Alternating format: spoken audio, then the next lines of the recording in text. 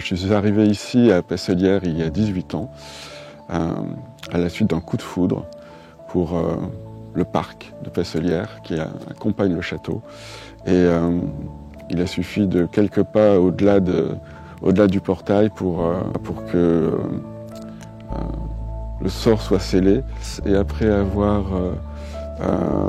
créé un jardin qui au fil des années était devenu plutôt sympathique dans la Nièvre, j'étais arrivé à un moment donné où j'avais le sentiment de tourner un peu en rond dans ce lieu que j'aimais beaucoup, mais qui était évidemment beaucoup plus petit que Pesselières. J'avais le désir d'un lieu où on puisse se promener longtemps, tout en ayant des très grands arbres, de vieux arbres. Et en arrivant à Pesselières, immédiatement, on a identifié en fait tous les arbres dans ce paysage qui étaient à l'abandon. Mais tout était déjà là, c'est-à-dire que tous les beaux arbres qui font partie du patrimoine du parc ont été plantés il y a 300 ans, voire un petit peu plus de 300 ans. Et les plus grands arbres ont été plantés sous Napoléon III. Donc voilà, ce sont des arbres que l'on ne peut pas planter, que l'on ne peut pas acheter. On ne peut avoir que la chance de les trouver dans un lieu singulier, ce qui est Pesselières pour moi. Et puis la chance d'en prendre soin aussi, pour les préserver pour l'avenir et faire en sorte que les intentions de ceux qui les ont plantés il y a très longtemps maintenant soient respectées et même, si possible, embellies. Voilà. Mais tout ça, je peux le dire aujourd'hui, après 18 ans de travail ici, avec beaucoup de conseils amicaux et professionnels. J'aurais été bien incapable d'expliquer ça il y a 18 ans en fait. Pesselières était un peu la Belle au bois dormant quand on est arrivé. C'est-à-dire que tout était là, mais tout avait besoin d'être réveillé. Et c'est ce que l'on a fait. Alors Pesselières a une longue histoire parce que c'est un lieu dont on a les premières traces écrites en 1180, lorsqu'une chapelle a été construite à une centaine de mètres du château actuel. Il y avait une motte féodale, c'est-à-dire une maison forte en bois, qui aujourd'hui est sous la cour d'honneur du château, remplacée à la fin du XIIIe siècle et au XIVe siècle par une maison forte, qui était le verrou d'accès au comté de Sancerre. Donc c'était une maison qui avait une fonction militaire de protection du comté de Sancerre. C'est l'une des dernières qui subsistent, puisqu'il y avait une couronne autour de Sancerre, du comté de Sancerre, de maisons fortes destinées à le protéger. Celle-là est vraiment l'une des dernières à exister dans cet état-là aujourd'hui. C'est une maison qui a une longue histoire et qui n'est vraiment devenue une maison de plaisance, une maison de campagne, que sous le règne de Louis XIV. C'est-à-dire qu'on a commencé, sous le règne de Louis XIV, les propriétaires successifs ont commencé à supprimer les éléments de défense. Et c'est un mouvement qui a continué jusqu'au début du XIXe siècle. Les derniers éléments de défense ont disparu sous la Restauration. Le parc était clairement laissé à lui-même, pas abandonné, mais laissé à lui-même. Et toutes les premières années ont consisté d'abord à nettoyer, juste pour essayer d'identifier ce que l'on avait sous les yeux. C'est grâce à un ami, Jacques Gérard, qui est venu, je pense, en 2008. Et Jacques a immédiatement identifié un parc du XVIIIe siècle, ce qui n'avait pas été le cas pour nous, puisque en fait toutes les archives des archives de Pesselières ont été distribuées par un marchand de biens qui en a été brièvement propriétaire au tout début des années 90 et qui a divisé la propriété en énormément de lots. Donc dès que quelqu'un était intéressé, il donnait à qui il demandait une partie des archives de Pesselières. Donc elles sont totalement réparties. Certaines personnes les ont confiées aux archives départementales, mais beaucoup sont encore dans la nature. Donc on n'avait pas d'éléments historiques à ce moment-là.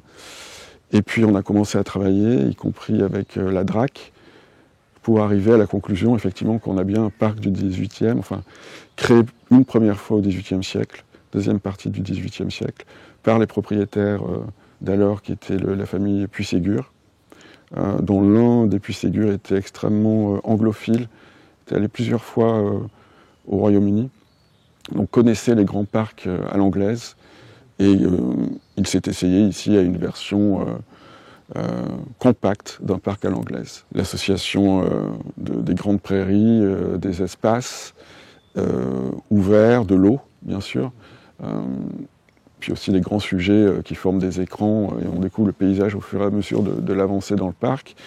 Et à l'époque, il n'y avait pas de haies à l'extrémité des prairies, puisque le paysage pouvait être emprunté sur plusieurs kilomètres, puisque toutes les terres appartenaient au château sur plusieurs kilomètres aux alentours.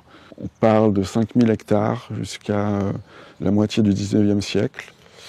Et aujourd'hui, le domaine est à 25 hectares. Donc voilà. Ce qui est déjà pas mal. On a travaillé avec Benoît de Choulot, qui est le descendant du comte de Choulot, qui a créé près de 400 parcs dits agricoles ici, mais qui sont des parcs vraiment inspirés des parcs à l'anglaise. Et Benoît a cette culture-là. Il sait ce qu'est un parc à l'anglaise, un parc romantique. Et même si ce n'est pas un parc Choulot ici, puisqu'il n'a pas été créé par Choulot, on a pu rétablir les grands principes du parc romantique. La restauration que l'on a entreprise est la troisième, en un peu plus de 300 ans. Pesselière en soi est assez simple. Il y a eu des fabriques ici, mais qui ont été vendues ou simplement sont tombées en ruine au fil du temps. On voit bien en fait ici l'équilibre entre le ciel, la terre et l'eau, qui est un des éléments les plus importants des parcs romantiques, qui donne l'impression d'être naturel. Même si le parc n'est pas immense, il y a dû y avoir des mouvements de terrain, enfin un cubage absolument incroyable de terre pour arriver à ce que l'on voit aujourd'hui, qui est tout en douceur, ce qui n'était pas le cas à l'origine. Il y avait les douves, déjà, qui entouraient. Alors, on en a encore évidemment des vestiges. Hein. On voit qu'on a encore des vestiges d'une première enceinte circulaire qui enfermait entre 2 et 3 hectares. Donc on arrivait en haut d'une butte artificielle et on faisait face à un fossé profond de 9 mètres avec une remontée assez brute. Donc il fallait passer ce premier obstacle qui était inondable pour accéder à la deuxième muraille, la première enceinte de protection en maçonnerie, puis à la deuxième et aux douves. Et tous ces éléments-là, petit à petit, ont été gommés, adoucis. Et ce qui est étonnant, c'est que quelle qui a été la fortune des propriétaires successifs, ils ont gardé le témoin de cette première enceinte circulaire, qui est cette butte là-bas et un grand fossé, qui est vraiment le témoin le plus ancien de la vocation militaire de Pesselière. Restaurer, ça a été assez simple. C'est ensuite comment recréer des éléments contemporains qui ne viennent pas perturber la lecture du parc romantique. Le château a été classé en 2009, c'est-à-dire 4 ans après notre arrivée, et l'une des raisons de cette protection monument historique est l'intérêt paysager de l'écrin dans lequel le château s'inscrit. Et l'écrin paysager, c'est ce parc tel qu'on le voit aujourd'hui. Donc pour intervenir, pour déterminer ce qu'il y avait à faire, tout en respectant l'identité de ce parc du XVIIIe siècle, on a créé avec Patrice Taravella, le précédent propriétaire du prieuré d'Orsan, on a réalisé un état des lieux et on a déterminé un plan général de gestion du parc sur 20 ou 30 ans, pour savoir ce que l'on pouvait faire ou ne pas faire, que l'on a fait valider par l'architecte des bâtiments de France et par la DRAC Centre-Val de Loire. Et donc c'est ce qui nous sert de guide depuis maintenant plus de 13 ans. Donc on ne touche pas au parc romantique, c'est-à-dire qu'on laisse les perspectives, les espaces ouverts tels qu'ils étaient. On a la trace d'anciens bosquets qu'on a replantés. Et nos interventions donc, purement contemporaines se font à la périphérie lorsqu'on visite le parc, on ne les voit pas directement. Le jardin clos, lorsqu'il a été restauré, le plan est exactement celui du 19e siècle. Et les apports côté Garenne, on a une allée de taupières, de cylindres de charme et de hêtres contemporaines, mais qui a été replantée sur une ancienne allée cavalière. Nous avons utilisé des anciennes carrières, parce que Passelière est posée sur du calcaire, ce qui n'est pas le meilleur terrain pour un parc ou un jardin. Et ces trous de carrière avaient créé de grandes fosses qui nous ont permis en fait, de créer des fosses de terre de bruyère pour avoir un jardin de sous-bois. On avait vraiment envie, j'avais vraiment envie d'avoir des érables du Japon, de grandes fougères, des rhododendrons, de beaux hydrangeas. Et voilà, dans ce lieu qui n'est pas immense, on a réussi à créer ce jardin de sous-bois avec Pascal Marc, avec qui je travaille depuis pas mal d'années maintenant, puisqu'on a recréé le jardin clos aussi ensemble. Voilà, donc à chaque fois,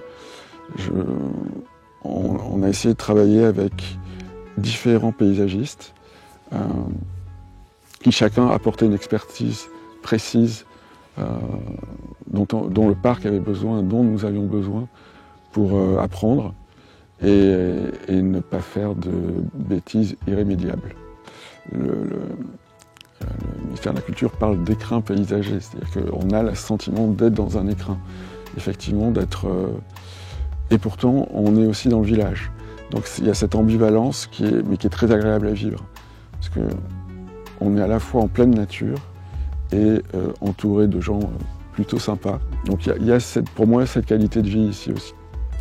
Et on se rend compte très vite, après 18 années, que ce sont évidemment des lieux qui demandent beaucoup d'implication personnelle. Et ce sont souvent des lieux qui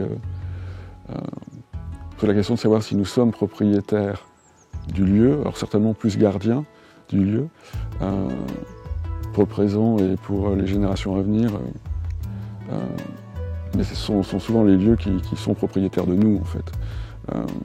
Et c'est le sentiment ici que c'est le cas, mais c'est un propriétaire plutôt sympathique, qui donne beaucoup en contrepartie des efforts qu'il demande.